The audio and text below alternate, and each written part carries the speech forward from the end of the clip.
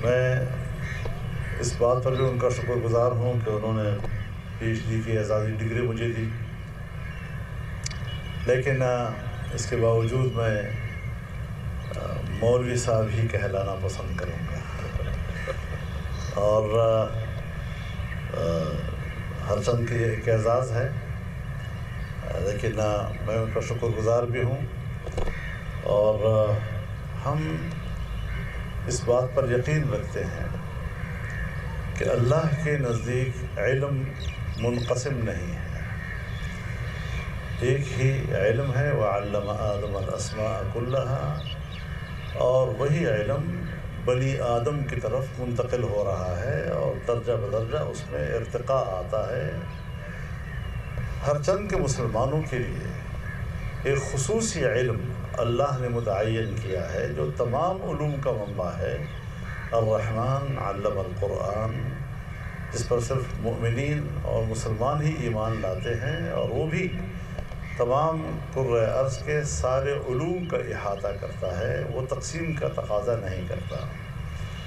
تو اس اعتبار سے اگر بر صغیر میں دینی مدارس موجود ہیں تو اس نوعیت کا دینی مدرسہ 1857 سے پہلے تو نہیں تھا، تو پھر کیوں وجود میں آیا؟ آج بھی بر صغیر سے باہر تو نہیں ہے، تو پھر صرف بر صغیر میں کیوں ہے؟ ظاہر ہے کہ اس کے کوئی اسباب ہوں گے، اس کا یہ کوئی رد عمل ہوگا۔ جب قرآن، حدیث، فقہ اور ان علوم کو نصاب سے خارج کیا جائے گا تو امت مسلمہ کے رہنمائی کے لیے علماء کرام نے ایک کردار ادا کیا ہے، اور میں آج بھی سمجھتا ہوں کہ حکومت اگر اس بارے میں سنجیدہ ہو کہ ایک مشترکہ نصاب تشکیل دیا جائے تو اس پر بات ہو سکتی ہے، لیکن دینی علوم اور مدارس کے خاتمے کا جو رویہ ہے یہ قابل قبول نہیں ہے، اور یہ مغرب کا ایجنڈا ہے، اور اس مغرب کے ایجنڈے کو اپنا ایجنڈا کہہ دینا یہ میرے نزدیک کہیں بھی جائز بات نہیں ہے۔ جہاں تک بات ہے افغانستان کی بات کو آج کے تناظر میں نہ دیکھا جائے کہ بس آج ایک مسئلہ ہو گیا ہے، کچھ لوگ آتے ہیں یہاں پر کارروائیاں کر جاتے ہیں، ہم سب کی ایک ہی پیج پر ہیں۔ اس حوالے سے ہم ڈسکس کریں 78 سال کی افغان پالیسی کو، کہ کبھی بھی افغانستان پاکستان دوست نہیں رہا ہے، کیا اس میں ہمارا اپنا جو افغان پالیسی ہے وہ اس کا فیلئر تو نہیں ہے؟ ہم بار بار اپنی پالیسیوں پر بھی تو غور کریں۔ ظاہر شاہ سے لے کر اشرف غنی تک کوئی بھی پاکستان دوست حکومت ہمیں نہیں ملی ہے، اور کیا وجہ ہے اس کی؟ ہاں، اپنے ملک پہ ہم اپنا بیانیہ تیار کریں گے تو الزام انہی پہ ڈالیں گے، لیکن ایک لمحے کے لیے ہمیں اپنے گریبان میں بھی جھانکنا چاہیے کہ کہیں ہمارا اپنا افغان پالیسی کا فیلئر تو نہیں ہے۔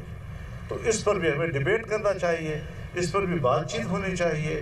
اور پھر جب ہم ایک اسلامی جمہوریہ میں رہتے ہیں اور ہم نے حلف اٹھایا ہے آئین پاکستان کا، اور آئین پاکستان کہتا ہے کہ قانون سازی قرآن و سنت کے تابع ہوگی، اور قرآن و سنت کے منافی کوئی قانون سازی نہیں ہوگی، تو کیا ہم نے جو ابھی 27ویں ترمیم کے ساتھ کچھ قانون سازیاں کی ہیں، چاہے وہ 18 سال سے کم عمر کی شادی کے بارے میں ہو، چاہے وہ ٹرانسجنڈر کے بارے میں ہو، اور چاہے وہ گھریلو تشدد کے حوالے سے قانون کی تجویز ہو، کیا ہم نے کبھی یہ دیکھا ہے کہ ہم نے کس طرح قرآن و سنت کو پس پشت پھینک کر صرف اقوام متحدہ کے منشور کی پیروی میں قانون سازی کی ہے؟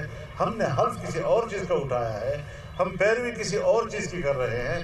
یہ ساری وہ چیزیں ہیں کہ آئیں ہم اس پہ ڈیبیٹ کریں، ہم اس پر بات چیت کرنے کو تیار ہیں، لیکن یک طرفہ طور پر جب آپ ایک ادارے کے خلاف ایسا رویہ اختیار کرتے ہیں کہ اس کو اپنے تحفظ کی پڑ جائے، سو دینی مدارس بھی ایک ادارہ ہے، جچا تلا ادارہ ہے۔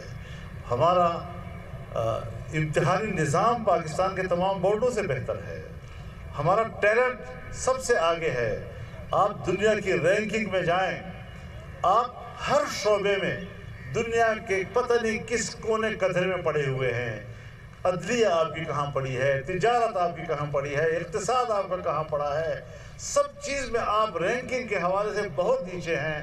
اگر ٹاپ رینکنگ پر ہیں تو آپ صرف دینی علوم کے حوالے سے ہیں، تو اس کی قدر کرنی چاہیے۔ ہاں، آج دفاعی حوالے سے پاکستان کی پوزیشن اچھی ہوئی ہے اور ہمیں اس حوالے سے اپنے اس کو مینٹین رکھنا چاہیے۔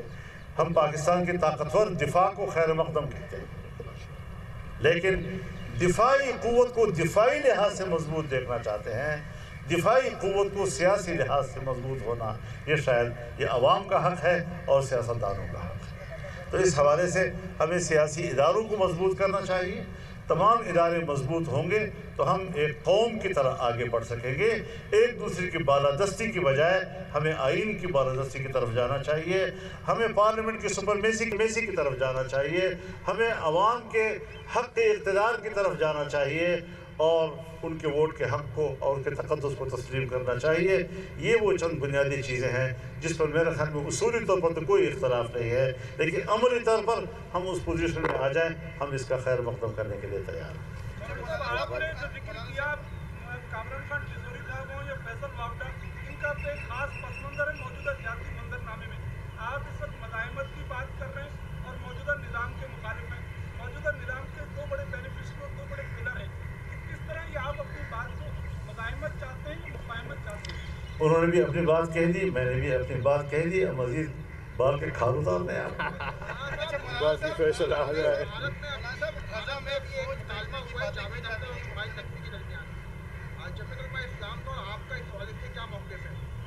دیکھیے یہ مکالمے تو دنیا بھر میں ہوتے رہتے ہیں اور میرے خیال میں کچھ ایک کلپ آیا ہے، اب ساری دنیا ایک کلپ کی گرد گھوم رہی ہے۔ تو ایک شاعر کا اچھا شاعر ہونا اس کی اپنی حیثیت ہے۔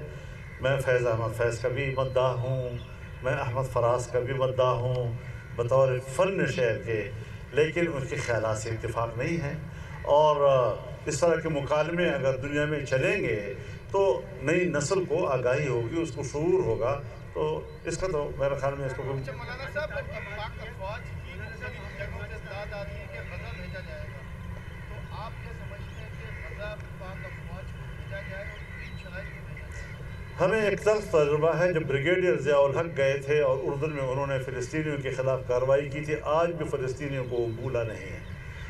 ہم نے ایک زمانے میں اس امتحان سے بھی گزرے کہ عراق فوج بھیجے جائے یا نہیں جائے۔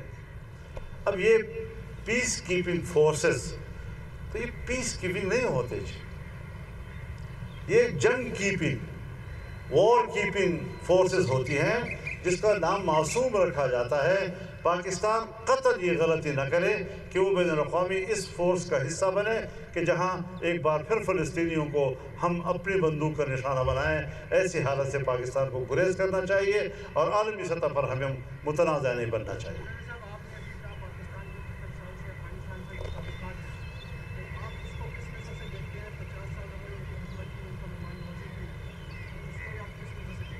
کس بات کو؟ افغانیوں کی مہمان نوازی کی خدمت کی 50۔ دیکھیے آپ جب مہمان کو رکھتے ہیں تو آپ ایک حوالے سے بات کر رہے ہیں، میں دوسرے حوالے سے بات کر رہا ہوں۔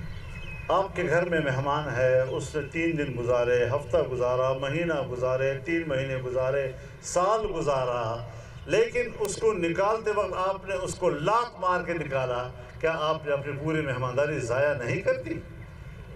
مجھے شکایت ہے وہاں کی گورنمنٹ سے، مجھے شکایت ہے اس بات کی کہ وہاں پر کچھ مسلح تنظیمیں ہیں اور ان کے مراکز وہاں پر ہیں اور زور ہم ڈال رہے ہیں یہاں پر مہاجرین کے اوپر جو 40 سال سے ہمارے مہمان ہیں، تو اس طریقے سے کہ زور کہیں اور جگہ سے آ رہا ہے اور اس کا اظہار ہم کسی اور جگہ پہ کر رہے ہیں۔ میرے خیال میں مہاجرین کو ہمیں مہمان کی طرح ڈیل کرنا چاہیے۔ اور دوسری بات یہ ہے کہ مہاجر جب آتا ہے کسی ایک ملک سے دوسرے ملک پہ تو یہ مہاجرین ایک مسئلہ بنتا ہے اور یہ 2 طرفہ ہوتا ہے۔ سو افغانستان اور پاکستان کے درمیان یہ 2 طرفہ مسئلہ ہے۔ اس پہ ہمیں یہ بھی دیکھنا ہوگا کہ افغانستان کے لوگوں نے 40 سال جو یہاں گزارے اس میں کتنا افغانی ہے کہ جس نے پاکستان کے اندر انویسٹ کیا ہے۔ بہت سے بینک ایسے ہیں کہ جس سے اگر افغانی اپنا پیسہ نکال لیں تو وہ دیوالیہ ہو جائیں۔ انہوں نے یہاں سرمایہ کاری کی ہے پاکستان کے مفاد میں۔ اگر ان کا سرمایہ استعمال ہوتا ہے، کیا کبھی ہم نے اس پر غور کیا ہے کہ ہم اس سرمایہ کو تحفظ کیسے دیں گے، اس کو پاکستان کے مفاد میں کیسے استعمال کریں گے؟ اسی طریقے سے اگر پاکستان کے اندر افغانی اس ہجرت کے دوران یہاں پڑھے لکھے ہیں، یہاں وہ انجینئر بنا ہے، یہاں وہ ڈاکٹر بنا ہے، مختلف شعبے میں اس نے، تو یہ ہمارا ایک سکل ہے۔ وہ سکل جو پاکستان کے اندر بنا ہے، میں اس کے کیا فائدہ حاصل کر رہا ہوں یا اس کو بھی دھکیل رہا ہوں اور ضائع کر رہا ہوں کہ نہ وہاں کام کر رہے نہ میرے ملک کے اندر وہ میرے کام آ جائے۔ اس کے لیے بھی پالیسی ہونی چاہیے کہ میرا سکل میرے ملک کے مفاد میں استعمال ہو۔ اسی طریقے سے جو طالب علم ہے، جو 10ویں میں پڑھتا ہے، 8ویں میں پڑھتا ہے، 12ویں میں پڑھتا ہے، اگر میں اس کو آج دھکیل دوں تو وہاں تو نصاب ہی کچھ اور ہوگا، تو کیا میں نے اس کی تعلیمی زندگی ضائع نہیں کر دی؟ یہ انسانی حق کا معاملہ ہوتا ہے۔ اس کیٹیگری کو ہم نے الگ طور پر دیکھنا چاہیے۔ پھر اگر ایک امن و امان وہاں آ گیا ہے اور وہاں کی حکومت بھی کہتی ہے کہ امن ہے، تو پھر مہاجر کو وہاں بھیجنے کے لیے دو طرفہ مذاکرات کر کے اس کا ایک شیڈول بنانا چاہیے، نہ کہ دھکیل دیا جائے اور گیٹ بند کر دیے جائیں، تجارت بند کر دیا جائے، لوگوں کا آنا جانا روک دیا جائے۔ تو عوام کو اسٹیٹ کے اندر کے جو معاملات ہوتے ہیں اس کی وجہ سے عوام کو رگیدنا اور گھسیٹنا، یہ میرے خیال میں دنیا میں کسی قانون میں جائز نہیں ہے۔ جی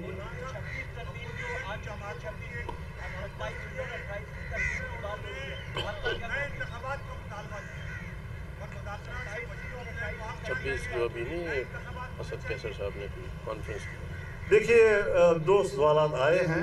26ویں ترمیم اتفاق رائے سے ہوئی ہے، اگر اس کو آج متنازع بنانے کی کوشش کی جا رہی ہے تو میرے خیال میں یہ مناسب نہیں ہے، نہ انصاف کا تقاضا ہے۔ ہاں، ہر پاکستانی شہری کو یہ حق حاصل ہے کہ اگر آئین میں کوئی ترمیم ہوتی ہے یا قانون سازی ہوتی ہے اور اس کے ذہن میں ابہام ہے یہ صحیح ہے یا غلط، تو کورٹ پہ جائے اور وہاں سے وضاحت لے۔ اگر 26ویں ترمیم کے خلاف بھی کوئی کورٹ میں گیا ہے، یہ پاکستانی شہری کا آئین اور قانونی حق ہے۔ 27ویں ترمیم یک طرفہ ہوئی ہے، سب دنیا جانتی ہے۔ 26ویں ترمیم کے لیے 1 سال پہلے اکثریت نہیں تھی آپ کے پاس 2/3۔ 1 سال کے اندر آپ کو یہ اکثریت کہاں سے مل گئی؟ تو اس کا معنی ہے کہ جبر کی بنیاد پر آپ نے 2/3 اکثریت بنائی ہے۔ پھر اس کے اندر وہ تمام چیزیں کہ جو 26ویں ترمیم میں آپ اسے دستبردار ہو گئے تھے، وہ چیزیں 27ویں ترمیم میں ڈال کر وہ مقاصد حاصل کرنا یک طرفہ طور پر، اس سے آئین متنازع ہوتا ہے۔ آئین کو متنازع بنانے سے ہمیں ہر طرف سے گریز کرنا چاہیے اور قربانی دینی چاہیے۔ تو یہ میری ایک سوچ ہے اور اس حوالے سے ہم اپنی رائے رکھتے ہیں۔ اس رائے پر ہم انصاف چاہتے ہیں۔ نیا انتخاب بالکل ہونا چاہیے، نہ 18 کا انتخاب وہ عوامی تھا، نہ 24 کا انتخاب وہ عوامی ہے۔ اسٹیبلشمنٹ کے دھاندلیوں کے نتیجے میں پیدا ہونے والی حکومتیں ختم ہو جانی چاہیے، سندھ سے لے کر KPK تک ختم ہو جانی چاہیے اور دوبارہ سے ملک کے اندر انتخاب ہونا چاہیے۔